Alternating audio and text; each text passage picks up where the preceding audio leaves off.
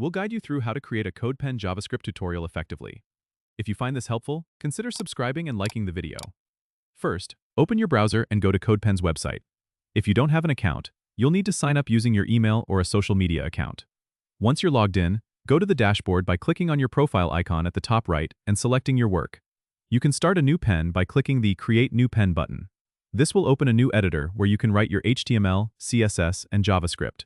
For a JavaScript tutorial, focus on the JavaScript panel. You can minimize the HTML and CSS panels to give yourself more space.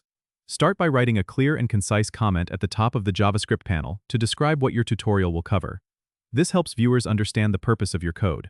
Use simple, well-commented code to guide viewers through each step. If you're demonstrating a specific JavaScript feature or function, include examples and explanations directly in the code comments. To make it more interactive, you can also use CodePen's console feature.